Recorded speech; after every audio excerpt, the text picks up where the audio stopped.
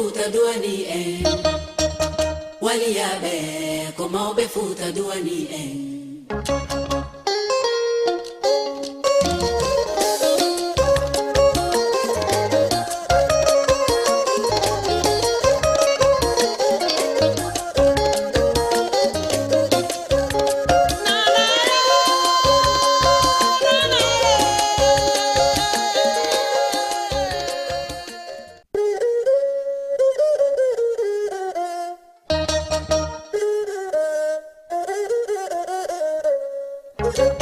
waliyabe mawbe futa duani en waliyabe ko mawbe futa duani en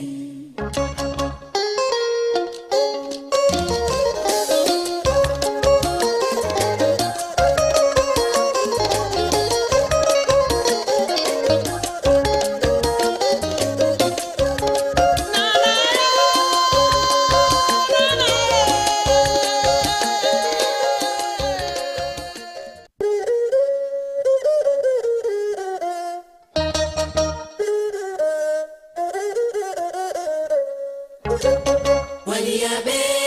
mawbe futa duani en waliyabe ko mawbe futa duani en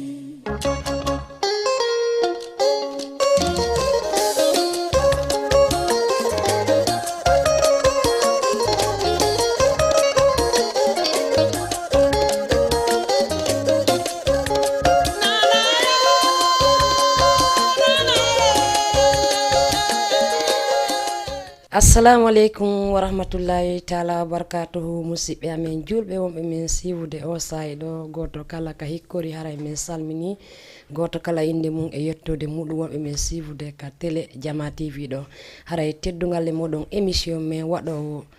mercredi je ɗen fo le rendez-vous partir de 15h à 16h haray teddugal e moɗon min arti e moɗon hande kadi fi émission men mo anduɗon on le rendez-vous haray mi acca Sofia no joɗita koɗo kangadi o présente. Bonsoir téléspectateurs de Jama TV, bienvenue dans votre émission Le Rendez-vous. Je suis très heureuse de vous retrouver sur ce plateau. Dans un instant, c'est parti pour un débat. On va laisser notre invité se présenter d'abord pour commencer les choses sérieuses. Bonsoir Rama. Bonsoir. Bienvenue sur ce plateau dans ton émission, dans l'émission Le Rendez-vous. Merci beaucoup. C'est un plaisir pour moi d'être là, d'être avec Zemali et Sophia. Merci. Et ça promet, Inch'Allah. Inch'Allah. Haray, comme nous avons dit, Ramatoulaye Diallo, elle nous vient de la Guinée. Et peut-être, Haray, donc, Andimo et Indego Gandal. Zemali. Ey haray kono musidɓe an jooɗiɓe ɗo ɓen no hollitori noon hiɗon andi so yi Zemali on yiye Sofia haray noon hande invité jo men on ɗo ko Ramatoulaye Diallo haray noon hiɗon andi mo e inde wonde goo hiɓe innami sikki simi fayali ko gandal ka haray ko étudiant ɗo iwɗo Guinée himo wari Sénégal ɗo hande ko enen e makko ko plateau ɗo haray noon ko honɗum woni temon hande ko ɗum yon arde andintingol on haray ko hollitugol ɗen faala andude kamɓe étudiant ɓe yaltuɓe ɓen ko honno ɓe woni wuurde fi affaire jande maɓɓe nden ɓayɗen andi mo yalti janngugol a wonda e nene ma a wonda e baba ma harayno satti kono hande sa yi gaddimo ɗo ko fi yewtu fi muɗum haray noon ko woni min sifde kon fof miɗen tori yon ar taweɗen émission on Sista Sofia. Haray comme no nanirɗon non wonɓe men darde o sahe ɗo ka émission mo Le Rendez-vous haray ko tolimo hiɗo wawi kadi participude ka émission ga noddon men walla windanon men ka page Facebook halno men réaction ji monɗi maɗum si tawi kon étudiant ɓe kadi walla kon étudiante ɓe hiɗo wawi men noddude hollon men kadi réaction ji mon ɗin ko honno wonɗon wuurirde gurdam étudiantine on ko yaltuɗon fewndo ko yaltuɗon ɗon on ala binde famille mon on ko honno wonɗon feƴƴinirde haray no fi yewtugol e ɗum ɗon yewtudugol e nden toɓɓere ɗon hino ɗo rama ko étudiante jo neɓali ko ari ko yalti janngugol o ari Sénégal ɗo haray rama ko honno wonɗa wadde vivre ko honno wonɗa accumulde nostalgie familiale e ko honno wonɗa hirde gurdam étudiantine on au Sénégal. wonugol taw ɓaawo pays mum on c'est un peu difficile. Mi arta seeɗa no ɓeyniri noon c'est Diallo Ramatoulaye kono woɓɓe no noddiralan gandal page en Facebook kon kadi ko gandal minnete ko licence 1 mi woni wadde en Sup Afrique neɓani ko mi ari ɗo ça fait presque 3 mois la wondi ɗo e gorejo an ko minen hoddi no ɓeyniri noon c'est un peu difficile kono so tawi a yalti harɗa andi ko yaltanɗa kon no woodi habborɓe ma goɗɗum ino kadi ko wonɗa janngude konɗa andi hi mawɓe ma ɓen no hooli ɓayiɓe finance udema ko ya nattanɓe goɗɗum ko ya nattanɓe non honɗum ko gandal so tawi kadi barke waɗi e ngal ɗon gandal jawdi heɓorike mum haray ko ɗum ɓe habborma à vrai dire pour étudiant ɓe ɓen ɗum ɗon na Dakar ɗo tun na pays ji ɗin ɗo ko fop hay hoɗuɓe ɓen wano hara woɓɓe ko labbe waɗini bac ya université Kindia no ɓaddi ma ɗum Conakry kono vi on fof faydu étudiant ko gotum surtout siko antu woni siko antu woni a tawi no satti wano ko artata école tawa nene ma defi defi na nene ko nun defu ɗon donc an ko gosengo ɗo sattiramma ñamu kongo oti ñaami spaghetti ñaami shawarma e fata e gâteau o yani kuupiyandi siko nene ma bete arte nene ko ma fiyon ɗum defu ɗon hoore ɗum kadi ko ɗon ko sa yalti andana wonde seeɗa tawa yiɗen dullani mawɓe men ɓe parce que wonde sa arti a tawi ɓe defi mafe inna nene min mi yiɗa mafe surtout mafe tiga ma mafe loyno ton inna hanga yiɗa ma wona hayya ñamata ɗum annoɗa kono ɗo ɗandi goto a habbora ko sa saggini wure fataka ma sa sagginani are ko an andi konto ñama mi sikki ange café Touba on ngara nini a famodiri e mum kañum e guerte caafon parce que la andi étudiante et étudiant on fop ara no waɗi en collaboration avec café Touba e guerte caaf tañƴini neige parce que ɗum no gudda e rendu ara a heɓay no waɗira affaire ji maɗi fof langani ɗo yette baaɓe yaltuɓe janngugol ɓen ɓen ɗon no satti donc haray no nanirɗon kanko Mariam kanko Ramatoulaye no hollitirnon hiɓe noddiramo gandal donc haray ko no hollitirnon ko no woniri hannde ko ɗum toɓɓere amen nden ɗo ko fii ko honno élève ɓen étudiant ɓe ɓen ko honno ɓe wuriri haray ko ɗum faalaɗe yewde fo mum haray no woɓɓe men suivre ɗe ɓen fof no wawi men noddi e numéro no affiche leyɗo noddon men yewten en fof ko yen faala hannde ko honno woniri ko ɗum waɗi ha serɗen ɗo kanko Diallo Ramatoulaye bisimilla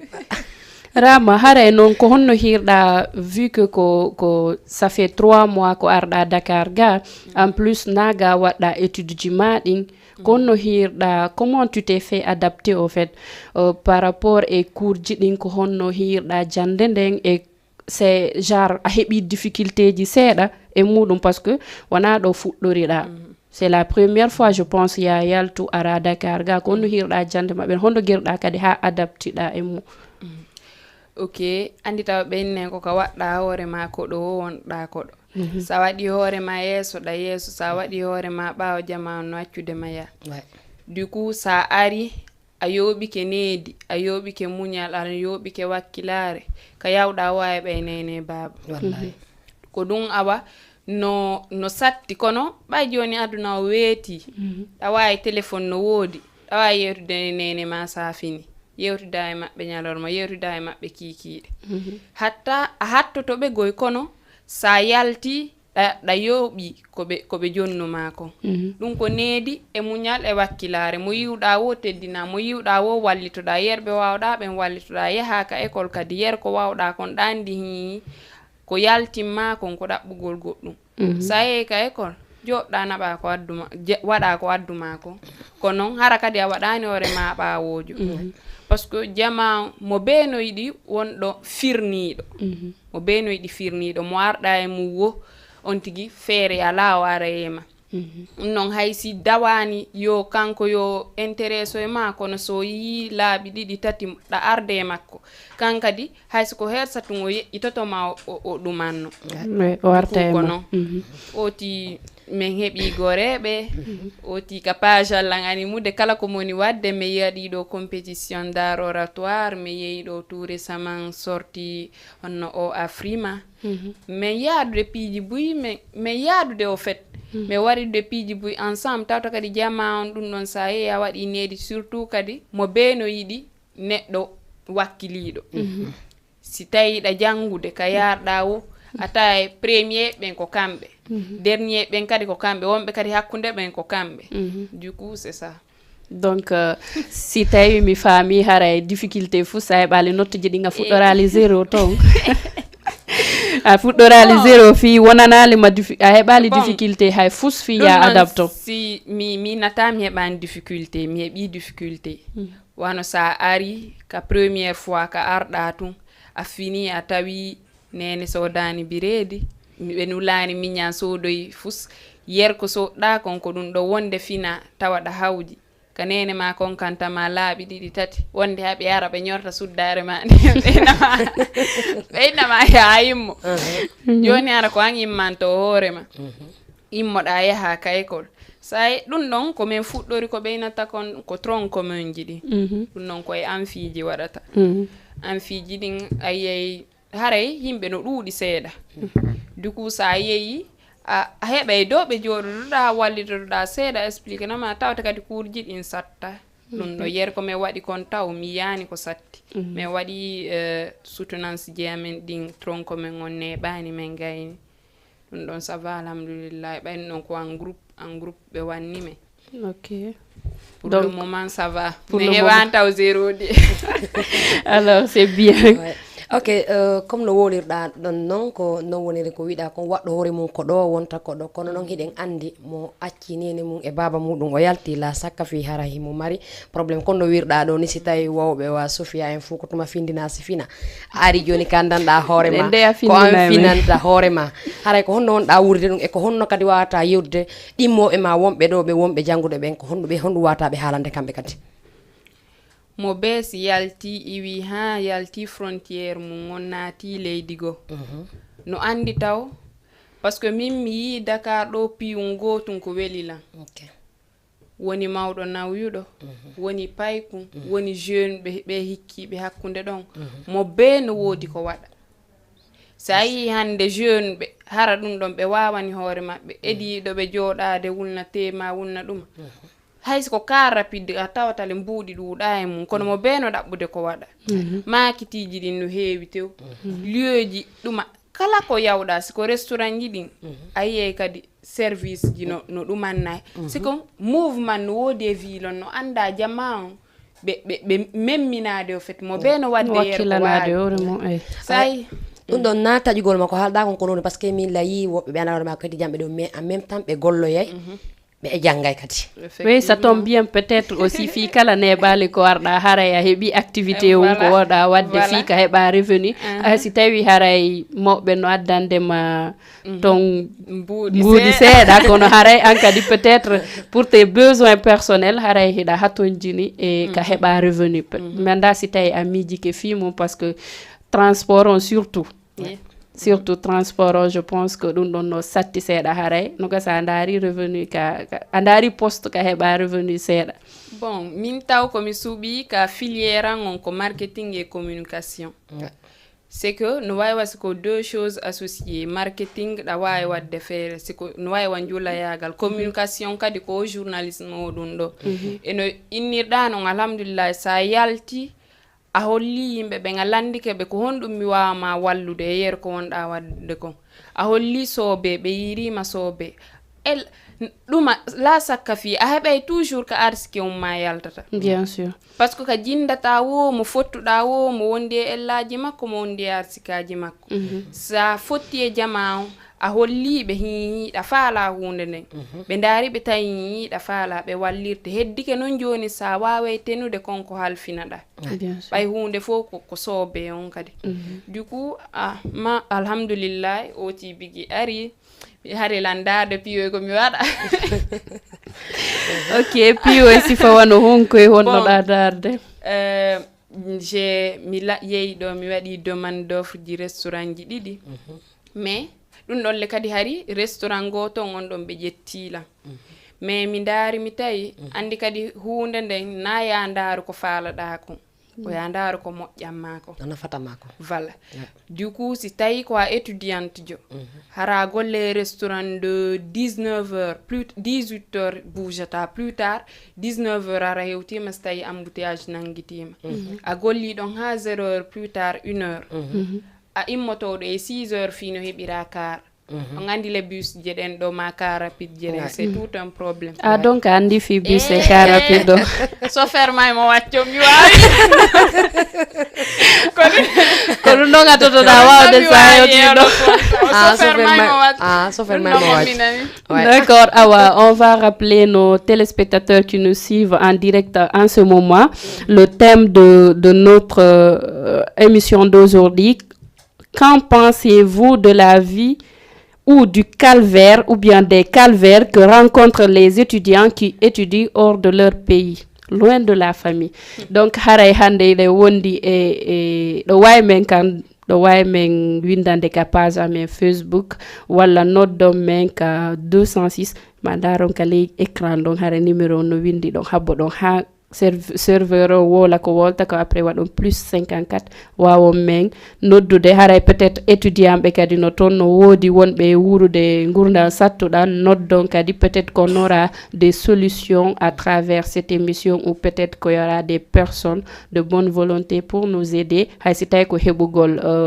duma hebugol opportunité ji ka wada stage ji mala ka wada ka golla pour que tu aies un peu de revenu tawa wawa wadande hore ma besoin ji madi. Alors Rama haray ko honno non hirda vie on c'est difficile, tu as eu des amis certes aini a hebi weldi be comment tu t'es fait adapter fikala inni on tigi wonata kodo mais il y aura toujours des personnes hay sa wona li kodo tu es quelqu'un qui est ouverte et tout atawa en wodi wobbe gono ton tawata c'est un peu difficile de les approcher hay si tawi que tu es une personne qui n'a pas de problème. awata dogude ɓaawo himɓe ɓen a dogata ɓaawo himɓe ɓen jama on gonga ɓe a yiye yitere jon tiga ƴakka tigaje makko ɗen a ari e on tigi surtout pullo piiji gono ton hay na ya haalu o yiye ka gitema si a ari e on tigi a tawi on tigi jalananima ma on tigi wannanima piiji gono ton a on tigi dow holli faala kam mo u pawle ma ɗe yaha ay wi déjà takko mawɓe ma ɓen ɗawɗi an tun kon ɗiyata catanoɗa ɓiɗɗo goɗɗo sey ko ya selu haray jokka haaju ma ko ɗum minata ɗo jama on ko woni ka université ji ɗum ɗon université ka yawɗa woni public woni privé mi wano université privé kam woni jangude ɗon club ji no woodi club d'art oratoire no woodi club d'anglais no woodi club des interprètes club ji busko tawata a waaway adaptade sa naati e ɗin club ji ɗon non seulement a ekkitoto haalugol yeeso himɓe présentugol discours ji waɗugol piiji c'est que non seulement kadi a interagit say an e ɓen ɗon haray ɓe wawi wa famille ma ɓe ñallidata hono siko jour ji ame répétition ɗin ko mercredi mardi jeudi du coup sa yide e ɓen ɗon laaɓi tati e nder yontere nde tawta courji ma ɗin et si toutefois kadi hara yiɗa gollorde en parallèle goɗɗum ngo a tawa haaju ma ala e doggugol ɓaawa goɗɗo a wulɗetaki kadi pandi ɓay ko siɗa antun cheytani ara e ma miijo ara e ma siɗa jokki goɗɗum hara yiɗa gollorde ma yiɗa wadde goɗɗum ma a arti kadi yertan kun heɓuɗa kun ƴetta kayeji maɗi ma so tawi ɗum ɗon kadi a ronki haray ɗaɗanade haray c'est que miijo ala ko ɗum annoɗa kono et c'est l'occasion pour moi de remercier Zemali et Sophia ko tawata kon kamɓe kadi geri en tant que étudiante et surtout licence 1 ɓe remerciement ala ɗo to remerciement ala ɗo remerciement hewtan ɗon to un boulot à Jama TV radio ko tawata ko ɗum ɓenata arsike ma on ka woniri wo aɗumannoto 3 mois voilà du coup c'est l'occasion pour moi de remercier ces gens-là remercier akadi DG on koto wuri ko ɓe woni waɗande kom fi parce que ɗum ɗon okka courage étudiante jo si tawi déjà jooɗi ke plateau hal finama émission ko waɗata hollama ɗum aɗa jooɗude e himɓe harle kadi nagoreɓe ma kono ɓe ƴettuma miññiraɓe ƴettuma giɗo ɗum ɗon no welna ɓernde wonɗo haray ko min naɓe albarka et les amis qui me suivent woni ka page an woni ka Guido Jama TV ma un peu partout haray lan innaɓe kamɓe kadi albarka ɓay ko jama wondete albarka la weltaniɓe moƴƴa la weltani on fof kono hatta etidiyano sonjide gasi jonno me fala andude ko honno sonjaji ɗin fof ko honno woniri parce que sa yi kadi peut-être harayɗa mari difficulté heɓugol honno enete wawa ɗum haysi tawi haray a jangi a heɓi base on certes mais vu que haray formation on quand même e gana gotum peut-être haray hida haton jini kade wobbe wawa be ma encadre gol effectivement wano professeur be ben andi kambe kadi be wattane hida wano professeur be jannube 5 ans 10 ans harno université goto ma wobbe hara ko mawbe hara be jannino nebi be yiye élève jo wakkilido tum be anda be yiye kadi élève jo wodo duma sege pagayer jo tum be anda dum don no sendondirani be no miniri non sa ari a holli horema a holli sobe a woni bawo a woni takko yeso be fere ala haysina dum kono be ebbindirtema be bay be inne ko nanduri jokkondirta si du coup c'est ça d'accord way ɗon ɗon ko wolɗa kon ko no woniri neɗɗo ka wonɗa o yoɓagol needi no moƴƴi ko adi kon taw ko needi ndin tagaɗo si tawi a heeɓi needi ndin haray a heeɓi fou décourage ko wakkilagol temon ɗo hande haray ko andintingol jama on ko fi hollitugol yimɓe ɓen taw ko honɗum élève ɓe wonɓe jangguɓe ɓen ko honɗum ɓe wuuri ko ɗum waɗi ha hande mi yiwma min nodduma fiye yewtu yewtere nde wawen andude seeɗa par ce que ɓe inni ko wurɗo hunde onde kon ɗo watama haalande ko honɗum woni toon ko ɗoɗe ha min nodduma ɗo haray sofila wamma cuttude ankari ɗon miɗo jentama ɗon seeɗa kon ɗum wiɗa e mum haray hay min tigui no gasano la wawi wolde par ce que min kadi haray ko toon mi tawa ko ɗum waɗi koye ha mi accidi o non waɗi haray ko toon mi tawa deux fois sa yeehi taw ka début a tawi a yeeyiɓe surtout siko a étrangère sa tawi ɓe toon haray woɓɓe ɓen no wikkadema ɓe ignorama mais si an a andi ko honɗum falɗa ko honɗum adduma comme no innirɗa no a jokkay haajuma yaada e needi ma ni par ce que haray ko iwata ko mon ko ɗum ɗon mawɓe ma ɓe yoɓimma a yaada e needi kadi tagaɗo ka yata wo sa yaadi e needi ma ndi ala kulli halin a heɓay ko faalaɗa ko donc haray étudiant ɓe ɓen e étudiante ɓe ɓen no soñji kono ɗo wawi men noddude ka 206 209 waɗon plus 54 fiyo wawu tawede ka émission ɗo tawa ɗon e yewtere nde yoton men kadi onon kadi peut-être haray no woodi difficulté ko anduɗon e muɗum wawe yaajinde yewtere nde ram ok si ɗo yewti si mi wi rama mi arta e ma sa yi mi acci yogonon ɗiɗo wonɓe ɗo ɓe fof boyno ande no jokko ƴetti jamɓe haray kono wawata men haalande ko honɗum wuruɗon e ko honno wonir haray Soufiane kala landitima seeɗa ko honno wonɗa wurirde hiɗa mo fof no andi an kadi a wi kam on ari a jooɗi ko Sénégal ɗo en même temps hiɗa jogui famille ma hiɗa géri famille ma on hiɗa géri kadi école ma ngol ko honno wonɗa yirde ɗum e ko honno wawɗa waɗirde ɗum ɗon c'est compliqué no compliqué kono alhamdulillah alhamdulillah siɗa wondi e needi hiɗa wakkili hiɗa andi ko falɗa ko a yaay parce que mi lanɗo la wondi e famille on comme no innirɗa noon la wondi e pay ko yankoye lan janggude kono lan fo mi faami ko waɗi mi landi lan fo parce que fi honɗum lan faala heɓande hoore lan faala ko mi jangi kon jonna honno nete heɓa fruit genre leggal ngal rima en fait leggal ngal mi awi ngal lan faala ngal rima donc c'est ko ɗum waɗi kay hiiɗa la wolan dara ka tawata mi habbaki kadi certes comme étudiante et mère mère des enfants aussi kono hatta la yaade mi habbaki goɗɗo jonnalan opportunité mi yahay ka yimɓe ɓen kaɓe mi taƴƴini walla lam ɓen mi tappa ka bafal maɓɓe mi landoɓe si c'est possible comme no rama eniri noon o remercie mais en hiw kadi e makko ko ɗum waɗi si jonnuɗenmo opportunité o donc hay si tawi comme no wonde waɗirde ɗum ɗo o émission ɗo hay si tawi piijugono toon ko ɗaɓɓata a étudiante jo ko expérience ko expérience ɗaɓɓata par ce que ko jande yaltuɗa ɗaɓɓugol du coup c'est compliqué vie momi woni wadde o mais alhamdulillah la wakkilade lan darti lan darde kadi kala kam mi tawata do tewdi yalta haray lan do fi Allah lolou do mi do andi don ok joni Sophie en tant que mère de famille en tant que kadi étudiant jo immo e ma wobbe gadi noga be andanda hoore maada fottude mabbe hibe wadde siga dim piiji ko hondu wawata be conseiller de ko hondu kadi wawata be conseiller de halnabe parce que no wodi ko wurda donc no wodi ko ndayde an kan no wodi ko be habbotire ma ko andanda hoore ma wawi parce que an ida woni mère de famille en plus kadi woni étudiant jo en plus kadi goddi gon ton a gollay kadi watta ko honno dum non ko honno an dum non ko honno wawda dum tenirde ka wonkima fop no yaadi kadi ala problème. Bon, ko organisation on tout. Peut-être bala wadde ressources humaines. Dandi don hara no yaadi ko no yaadi. Donc goddo sa andi tun ko no tegi wadirta programme ji madin a organiser ke a hebata problème. Donc lan organiser la andi dun do ko e o say do mi duwa wadde ko e o say do kadi mi duwa wadde dun do ko minata kadi marbe bibbe be nginna a bibbe mabbe be empêcher be jangugol walla ala jang empêchata be jangugol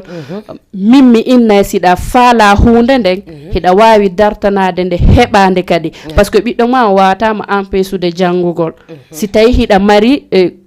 envie wadugo ngo sida mari passion ngo hida wawi continuer de jande ma den ange bibbe mabbe c'est difficulté no ton parce que harayda wonde bibbe be hida bibbe be nawnay a nawnay bibbe be no jangude a cadre e ben no éducation be mabbe on ko an jogi ko an cadrata be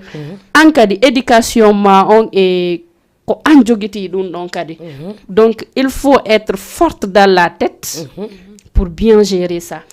Ouais, mi wada ma remercier on côté don parce que ça y mi invité do ka plateau do kono meccidi on non di do ko tabal parce que lan andi be ni wo ko wurudi di wawata yadude ko nandude din kadi hoccoda ta ko wadi ha mi tayomi jojji ngono do vraiment min no wawda non no weli lan fi hon dum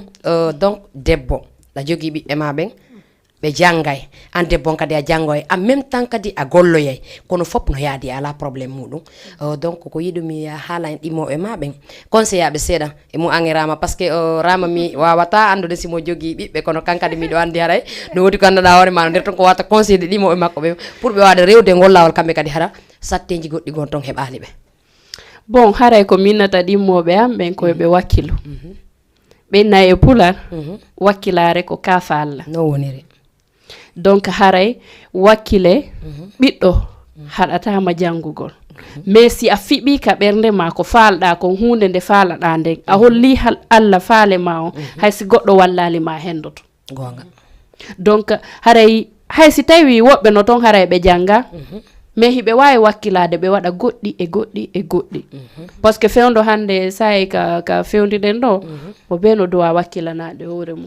donc haray wata be innu satta hunde sida fala wosi a fala duñude ko tiidi a tippay ka tiidi no woni donc min non lan tippi don il faut on tigi heba courage wakkilo yangido da kadi be koy bikkoy koy wonda yangidade mun non ben kadi wallitoyto mañande go espéra be wallitoyto parce que ko wonda wadde mabbe ko be yeggitata parce que haray andi biddo haray hakkilki no udditi ka woni pay kuno donc haray ko minata dimmobe be yo be wakkilo be janga hara be accitali be wakkilo ok joni non wobe amen be jangal be jogi be jangude be ben kadi ko dum conseillata be kadi ko be wakkilo kono woniri haray on nani dimmobe wobe a jemal enen be ala jangude ben kono wakkilo den bi e men be janga parce que ko doni avenir min on jango hiden andi tagado ko biddo si tawi woni a hebi biddo a wadani mo e condition moƴƴo jango muuso yey fi non ta muuso a wota ronku jangude ronka jandude kadi mo jibinda on hadna on hande wiiti hande hay min tigi mi janga kono Sofia no adande lankurji nde wonde mi da jangude ko Sofia won la ABCD Rama ok Rama haray mi do accu kono Sofia innidi non hunde fo ko wakkilare no wodi jangube be ala gollude si be innani ma be jangi andata be jangi no wodi be jangani few kono hara se ko be hunnani hoore mabbe bitagatim be wadande hoore parce que be inne jawdi kadi nandi ya jawdi to dabbeten ko ya dabbu ko surrora lanni sa dabbi ko surrora dabbi ko wadada sadaka e ko weltinira himbe ma be e julbe Yalla be e miskina be are a waɗi essentiel on fait a yangota ko a heɓa tagaɗo ha gonga ɓe maynden arana ma ataye no wodi ko himmanɗa ko woni tum fino surrora hara wirtaki e jama o fino no wawana hoore ma no inniɗa non hara musani parce que ko ɗon sa yi tagaɗo gonga ɓe o fiɗɗike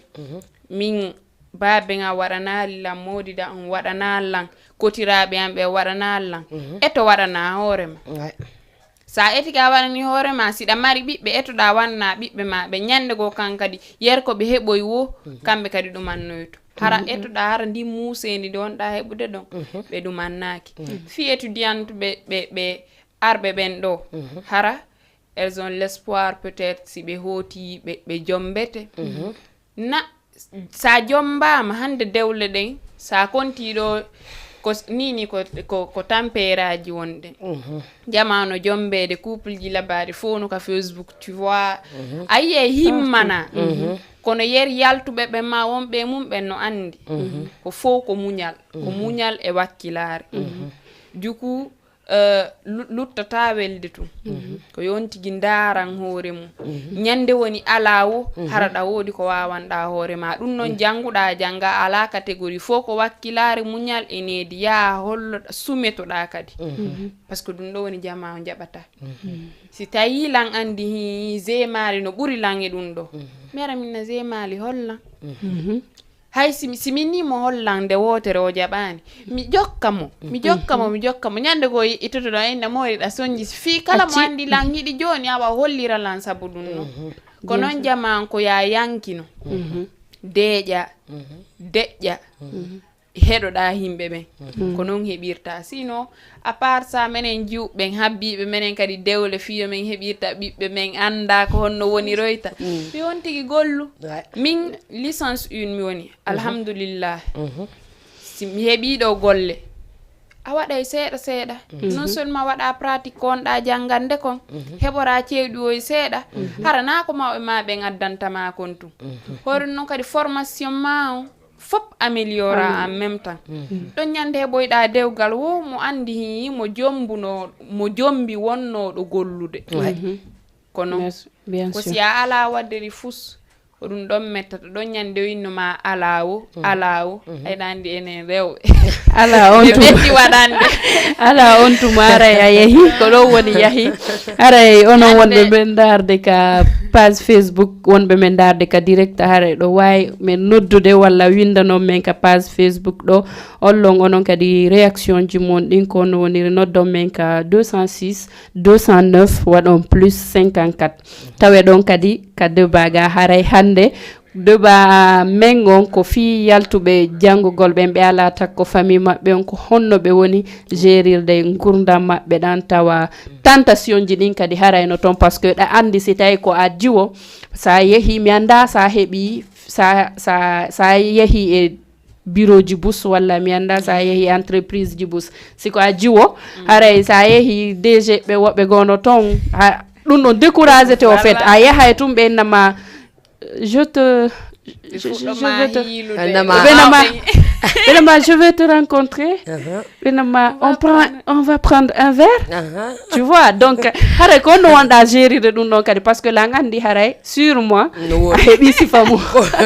hari ko ɗum tigi mo wonno argol ɗo mais sofi ko woli kon ko non woniri parce que ɗin piiji no woodi ɗe ngandi hande a janngayɗo a yeeɗo jannguɓe ha gayni no jogui diplôme mum no haylo mais ko fi on no ɓe wata heɓde golle pourcentage ji ɗin no heewi parce que ɗum ɗon no woodi angilarɗa ɗo a debbo a yiyali ɗum an probléme muɗum ɗon hay fuy heɓanima e mum ka jangonɗa janngude ɗon bon gorko ka yarɗa wo gorko kan no ɗuuɗi guite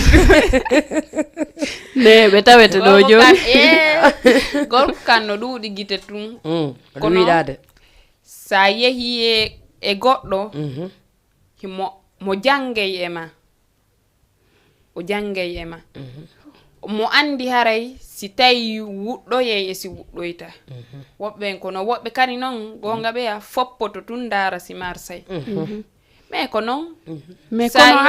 andi ça fait mal au fait oui ka si tawi quoi étudiante jo yalta harayɗa ɗaɓɓude emploi walla ɗa ɗaɓɓude ka waɗa stage ara tawa ɗuma on responsable entreprise wala tawa DG on anko fi améliorer gol wala mettre en pratique théorie ko wadda konka école ara landoda mo fi wadugo stage o enama je te propose de prendre un verre wala je te propose ça et ça et ça gonga ko be indata ko nga section canapé wala wala bras long donc là andi sûrement dum don. Qu'est-ce que ça te fait en fait? Parce que ça fait tellement mal Andy que tu es là pour des expériences, pour acquérir des expériences. Voilà, tu es là pour en tout cas apprendre quelque chose. Tu vois, donc ça y est, ben non, des personnes qui sont censées t'aider et te booster. Harako ben non ukatama et puis di kanu di quoi, ko honno wanda yedul parce que là Andy non. C'est partout. C'est partout en fait. Peut-être c'est partout, mais ici aussi, là, c'est plus fréquent. Voilà, à l'intérieur aussi de l'établissement, là, on dit donc à des professeurs, bébé, no tawa e mudum. Comment tu gères en fait? Jube no wodi bon, mina ke tawa ka mais professeur bébé. Kanko ko honno o woni hirde dum parce que professeur peut-être haray o hebi dum peut-être haray je sais ma o hebi hi hebudo dum sûrement haray professeur be yaltina be yaltinta no jonna congé kay goldo be yaltinta ma mela andi sûrement haray professeur joyni ma mais tu es belle hein tu es belle acimi wadani arimi jonna ma o duma do gera di dumaji do tu vois madum peut-être par rapport à tes recherches de l'emploi ou de stage à hebi ben donc parce que moi personnellement là andi combien de fois la mi yahay plusieurs fois de wonde si mi yalti minna ko honno mi bornori pourtant c'est que je m'habille très bien de son karakadi ko mi watti conseil c'est no yotti. Mais si mi yehi be propose lan deux fois je me dis haraka ka visa za windi minko dun do addilan j'ai postulé à chaque fois si mi yehi be nalan je te propose de prendre un verre avec moi. Andi non sénégalais be otayi de ko rawni ko mo si be yi ko jalbu ko to mais en fait non mais doaka non sérieux mais doaka dum manade la andi non dum non c'est partout les filles parce que moi c'est quelque chose qui me dérange en fait parce que dandi tu peux faire tes choses c'est ta vie privée en fait mais dans le monde professionnel harada andi ko hondu wonda wadde la andi non dum non c'est des difficultés que toute femme rencontre en ce moment donc c'est pour cela mi numa an haray a hebi kanko kado hebi sifamu avec les professeurs ou peut-être avec les DG. Bon tata université tenti université où tu vas voir wobbe hara ayebe jiboda Allah bura ko do be woni jangude groupe dino wodi fi kala ko privé kono séance dino wodi cours du matin no wodi soir no wodi hay jemma no wodi du coup a andata dum non jamma on do déjà ka université Dakar ay do ay nationalité ji dim fop no hawtondiri wobbe no hodide ko pem wobbe no logide ko pem wobbe c'est que damari liberté dum non fop woni dabbugol golle ba woni hodudugol ko pem ma be ka professeur be kay ko woni wo ko hakkil ma ki gollata kala ko anduda sa wadi a jottoyike ayne emba minisi mara da hersi hore ma haray wata wadu parce que sa yeyi a golli a wondi e DG jo ma dum do directeur duma entreprise ma dum a wadi sifa piwoyi kanu ko fiya hebu golle hayandi da dimbude ata ya weltora haray siko adimo haray da hersi hore ma ida jeni kane bayinde yiwda on do wo harakadi ben collègue be bander don hida dutti be parce que da jibi be do kadi ara ko niebiri golle ko non haray hakkile mare dum manni tu donc non ko 21e siècle wona fi kala féministe be ben wakili modja pour ces formes de violence et tout parce que nous non kadi ko violence non et maltraitance et tout ce qui s'ensuit nous non faut fi kala no défendede kono hatta no warede en coulisses parce que rewbe go halta rewbe go halta sa yeyi non kadi worbe be yidi utilise go sensibilité men on se be andi den faala hunde tentini golle maden haton digne mum be profiter dum do landa gol ma piyon daragol sima se kono dimo kanko dimo tu bien sûr mais dandi haysi ko dimo gon be ne wo dimo dimunga ko ala e fi welado donc tu es o haru merci beaucoup joni si tay ko étudiante jo ari par exemple comme no enirɗani professeur jo ma o inima si tay ange makko wawali nabidude haray note maɗi ngawata ɓude o kolante 0 et note maɗi ou peut-être ko honno comment tu peux gérer au fait honno wawirta gérude ɗum ɗon ange on professeur jo maɗo e nder taw classe kala ado a hewtude administration on dow ɓe wonɓe ɓen dow kaduma chef de classe no woodi kono no ɓe ni tan ko université ame roi et reine ɗawa yaade haalna reine jom ɓay ko gorko e jiwo so tawi a her say gorko yaa haalna jiwo inna monsieur karijo arditani lan ni ma innala mo hollude lan injustice e yernotte jimaɗi si toutefois yiɗa janngude hara ɓe élève ɓen ka nder classe no seeditiɗa jande goto yeddata hay si woode ɓeyne kadi fof feñidata fof añidata woode woɓɓe defanduɓe ma inni notte oɗo waɗiri ni kono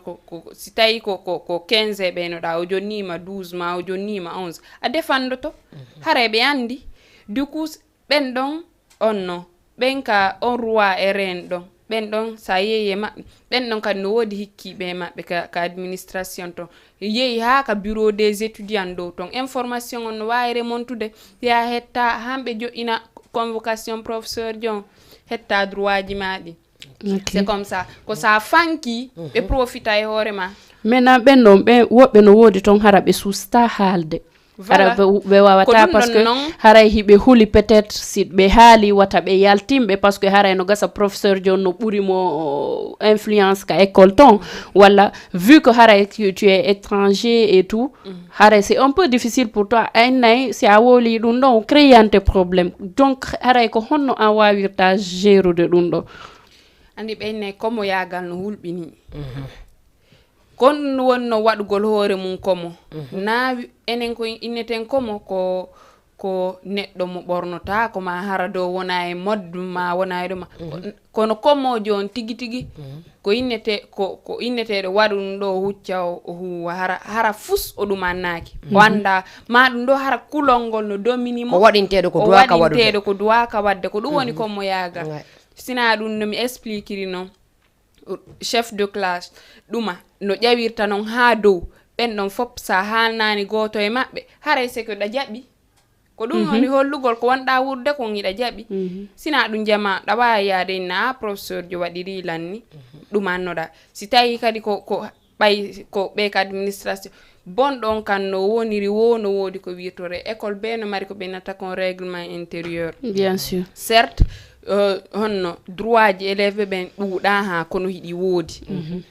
e ɗum ɗon noon tranquillité droit e ɗum ɗon fop ko élève jo mari on ɗon droit haalugol surtout sita heɓude ɗumaji go par ce que an kadi no gasa sa haali a sauve ɗimmoɓe ma anda si ko andu du coup c'est comme ça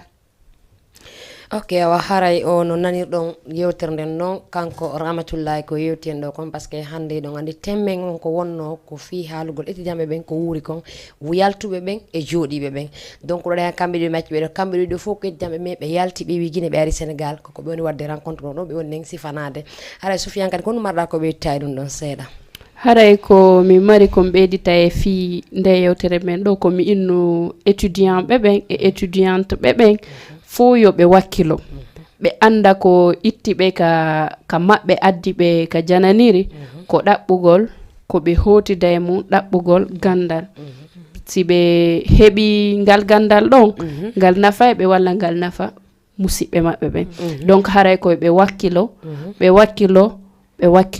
ɓe anda kadi wanaka ɓe jooɗi ɗon tun hiɓe wawi yaltude hay si tawi ɓe ala heɓude ɓe heɓirali goto yoɓe continue tun ɓe ya wona comme no mi inniri noon hatta hiɓe heɓi tentative ji par ce que ko jiwɓe hatta hiɓe wawi continue de kadi ñande goo no gasa hiɓe wawi Allah walla ɓe fotta e wawa ɓe wallude par ce que wona fof woni gotum donc haray ko ɗum mi wawata innude étudiant ɓe ɓen yoɓe wakkilo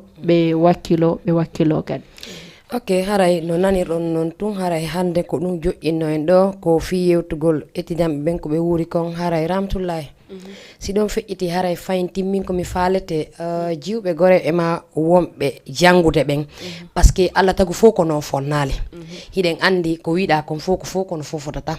no wodi ɓe andanɗa hoorema Allah no tagi ɓe hiɓe suusi no wodi ɓe andanɗa hoorema Allah no tagi ɓe kamɓe hiɓe ari complice haysi ɓe wawata wolugol ko noon ɓe way naturel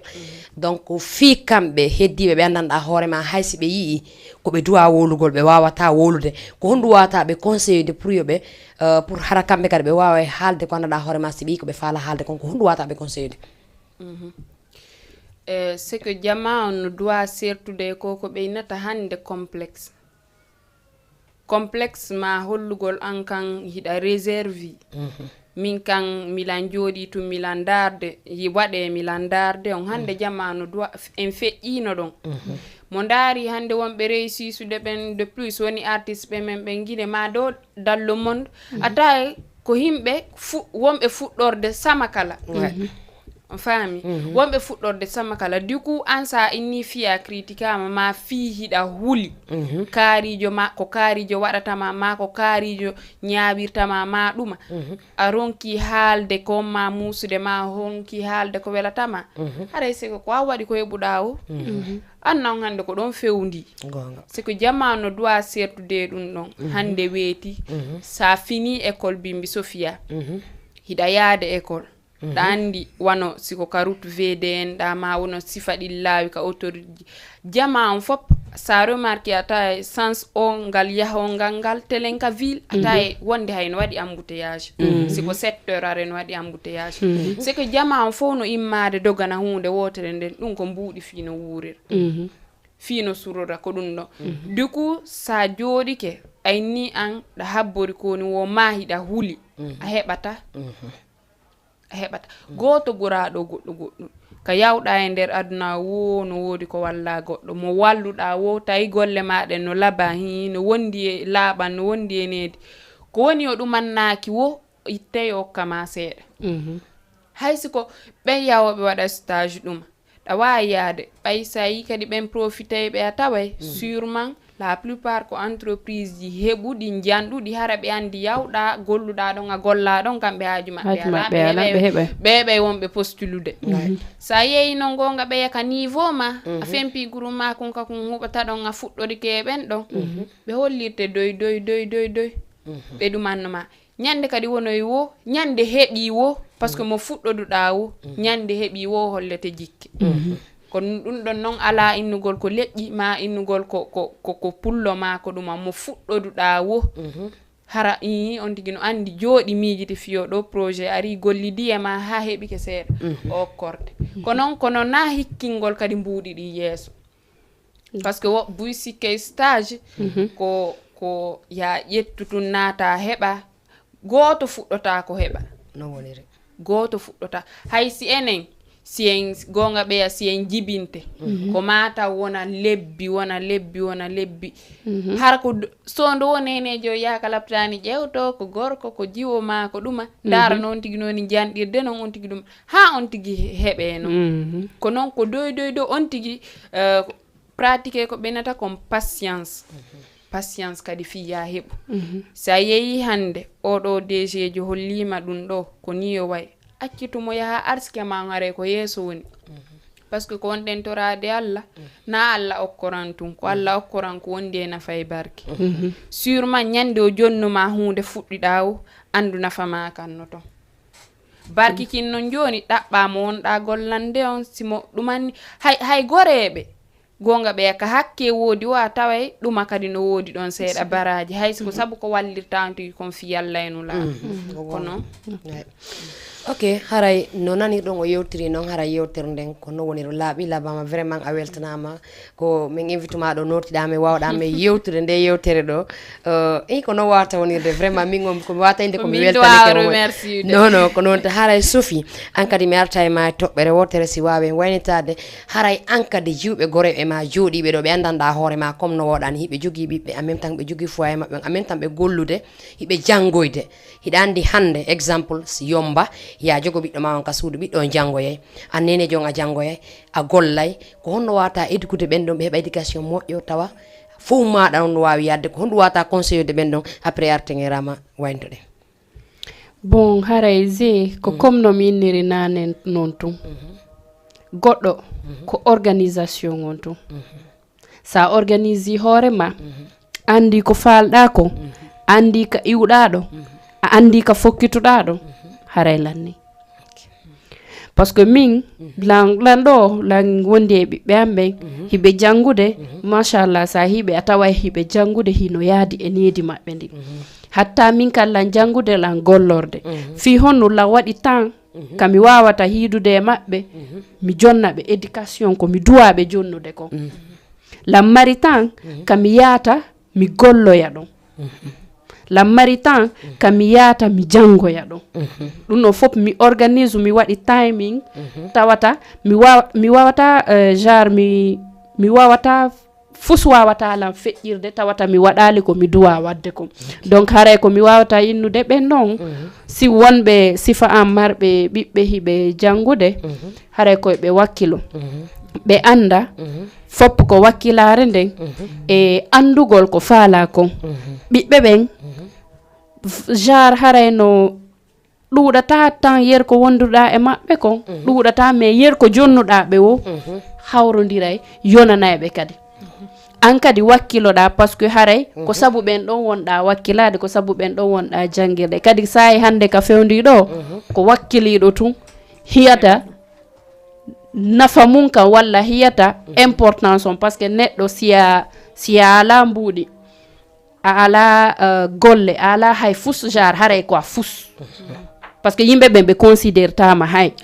donc haray ko minnataɓe ko ɓe wakkilo ɓe janga ɓe neya ɓiɓɓe maɓɓe ɓe needi moƴƴiri no haniri noon e inchallah Allah wallay ok merci musidɓe amen julɓe men suivde o sayɗo ka plateau Jama TV haray ko ɗo mi woni arde mi waynto kono ɗo mi wayntoto haray en accay o mo invité ɗo jiwo ɗo lavaɗo welɗo fi mo andan finuɗo famuɗo janguɗo arɗo wawi yewdude kanko e Sophie ɓe yewti e nder toɓɓere kamɓe eti jamɓe men ko ɓe woni wurde kon haray Hamtoulaye ko ndu wawata waynitorde ɗon ok ko ɓen inni noon hay sa ari e nokkure wano Dakar enen no hetti seeɗa yeepiji labaɗi liyoji no woodi hay si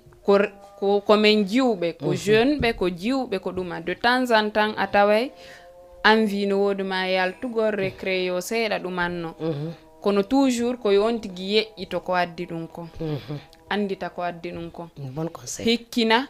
golle ɗe yeeso hikkina jande nde yeeso hikkina sa hikkini jande nde yeeso jande ma nden nde moƴƴi golle ma ɗen ɗe are merci kono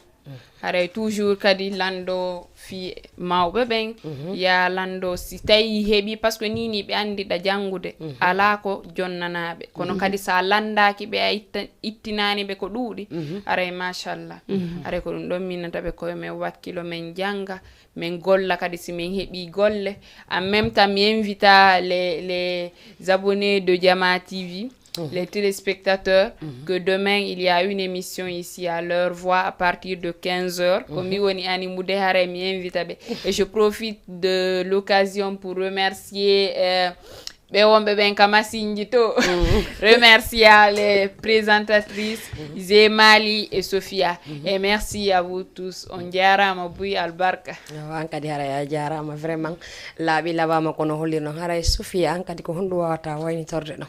haray ko comme no Rama inniri noon enen étudiante et étudiant wonɓe ɗo ɓe yaltuɓe ɗaɓɓugol jande e gandal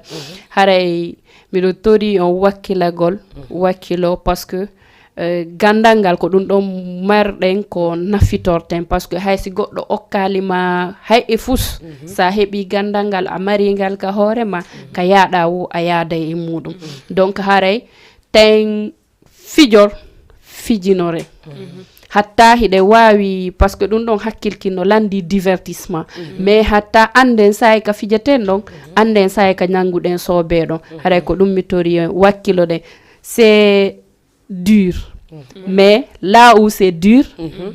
seuls les durs passent donc c'est ça. Haray téléspectateurs de Jama TV, c'était nous dans votre émission Le Rendez-vous. Merci beaucoup fidèles téléspectateurs et prenez soin de vous. On vous aime. À la prochaine. Ok, haray musidɓe amen wonnoɓe men suivre o side o. Habola. Résion, merci beaucoup. Merci. Ok, haray ko no woniri musidɓe amen woɓɓe men suivre ka télé Jama TV ɗo émission amen le rendez-vous ɗo gandi ko chaque mercredi même heure même scène wondude Jemali et Sophia Diallo hara invité jomen arno ɗon e weltani kamo ko fota wana seeɗa wonɓe ka rési ɓe giɗon andi si tawi ɗon darde men ko ɓentake hay ɗon darde men min o mandanɗa hoore ma kon ɓalejo ɓe attilam boɗeje ɗon darde lan hiɗon andi ko kamɓe waɗi ɗum haray vraiment mi weltani ɓe communauté guinéen ko jooɗi Sénégal ɗo e communauté sénégalaise ko jooɗi ɗo ko wonno min suivre de sayi ɗo kon haray mi weltani kon ko fota wana seeɗa so yiga ko ɓoyli haray wona minen si tawi woni o yiga kadi ko moƴƴi haray ko bawɗe Allah haray wona ɗum wonno miijo amen sago amen kala komin waɗi ko tawi hara no weli no hitti donc si min falji haray miɗen tori yafuye si tawi kadi o yiga ko weli on haray ko enen e onon haray vraiment mi weltanike on ko fotana seeɗa ko menen e onon min joni o rendez-vous haray e mercredi prochain le rendez-vous bijou bye bye.